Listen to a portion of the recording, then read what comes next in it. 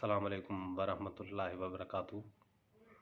दोस्तों, ही सुगड़ हिशमत अली शंपाणी शागिर्द महान सुगड़ फ़कीर हिदायत अली रिड साहब जन जो जेको सिंध जा माण्हू जेके घटि वधि मुआशरे में जेके लफ़्ज़ आहिनि असांजा उहे घटि वधि करे ॻाल्हाइनि था, उन्हनि जे बारे में साईं जन जो बेत आहे। साईं अर्ज़ कयुमि, जियो सिंध वासी वसन शाल वेड़ा, खुदारा छॾियो सभु कबीला ई झेड़ा। जियो देशवासी वसन शाल वेड़ा, खुदारा छॾियो सभु कबीला ई झेड़ा। त मचनि मच कचहरियूं मोहब्बत जा मेड़ा, ॾेई ॾंब धारनि विदाहनि ॾफेड़ा। धिका ॾेई धारनि खे दर तां धिकारियो, पंहिंजे देश खे पाण सुहिणो सिंगारियो। आपत में इतिहाद ॾूंगर खे ॾारियो, मगर लफ़्ज़ मुंहिंजा न वेही विसारियो।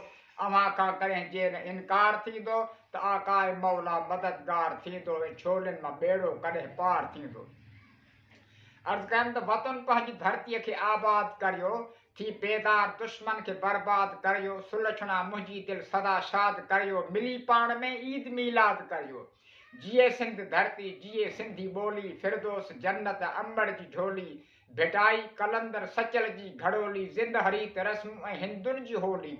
अदा अहिड़ो उल्फत जो किरदार थींदो, त आकाए मौला मददगार थींदो, ऐं छोलनि मां ॿेड़ो कॾहिं पार थींदो। साईं पही पाण में पहुको अहिड़ो पचायो, हिन ओताकुनि ते वेही नवां रंग रचायो। मिली पाण में मच कचहरियूं मचायो, पंहिंजूं रीत रस्मूं ऐं ॿोली बचायो। ओताकुनि ते अंदर जा अहवाल ओढ़ियो, करे साफ़ सीनू सॻो सिक सोड़ियो।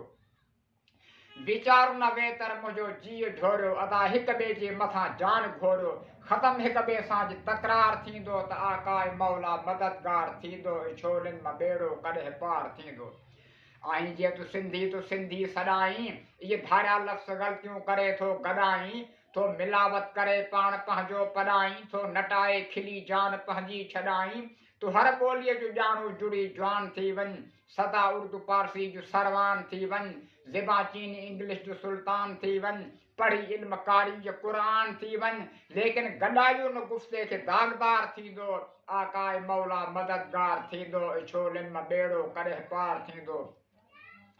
अफ़सोस आहे त अंकल चाचू कज़न सर सॾी थो, अम्मा खे मदर ऐं भेण सिस्टर सॾी थो। तंग पोशाक पाए पंहिंजी पर छॾी थो, ऐं धारनि खे पंहिंजे वठी घर सॾी थो। वॾो तुंहिंजो अफ़सोस अरमान आहे, हियो मुंहिंजो हैरत में हैरान आहे। ग़लति सोच तुंहिंजी इहा नादान आहे, बसि ख़ुदा पोइ बि तुंहिंजो निगहबान आहे। मन कॾहिं जवान जज़्बो त बेदार थींदो, आकाए मौला मददगार थींदो, ऐं छोलनि मां ॿेड़ो कॾहिं पार थींदो। सत में हूं सुवाऊं तूं परवर जो प्यारो, वक़्तु तुंहिंजो बाला तूं भाॻियो भलारो। लभे न लस्सीअ लप न झांगर न झारो, रुगो चांहि ते आहे तुंहिंजो गुज़ारो। संबे खीर कीअं न लस्सी घर खटी आहे, न को थांव ठिकर न चाॾी मटी आहे। न झेरणो मांधाणी न वढी कंहिं वटी आहे, फुड़ी कीअं विलोड़जे असुल पर मटी आहे। यार इहे त मर्द मादो हाञेकार थींदो, आकाए मौला मददगार थींदो, ऐं छोलनि मां ॿेड़ो कॾहिं पार थींदो। दोस्तों, न परदेस ते नींहं लायो अजायो, कयो देश पंहिंजे ते लायो सजायो।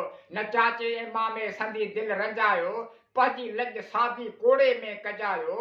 पंहिंजे सुट जहिड़ो कंहिंजो पट नाहे, हिन वारीअ खां बहितर कंहिंजी खट नाहे। सादी तबीयत मगर घटि नाहे, सबा झप में काई संदसि मट नाहे। इन्ही वल मां गुलो गुलज़ार थींदो, आकाए मौला मददगार थींदो, ऐं छोलनि मां ॿेड़ो कॾहिं पार थींदो। अर्ज़ कयमि, ऐं लिबासे वतन जे तोसां सोन तोरियां, ऐं लिबासे वतन जे तोसां सोन तोरियां। मगर ज़ेब तन तो तोतां जान घोरियां, जाहशमत हयाती पयो ॾोर ॾोरियां। कलम सी इबादत चपड़नि खे चोरियां, विसारियां भला कीअं ॿोली अबाणी। पढ़ाई जा जीजल अंबड़ सियाणी, असीं सिंध वासी सनागर शंभाणी। इजे जवान जाॻिया आया अॼु सुभाणे, न अॿोझनि सां अहिड़ो को आज़ार थींदो, आकाए मौला मददगार थींदो, ऐं छोलनि मां ॿेड़ो कॾहिं पार थींदो, ऐं छोलनि मां ॿेड़ो कॾहिं पार थींदो। जिए सिंध, जिए सिंधी ॿोली। अस्सलाम वालेकुम।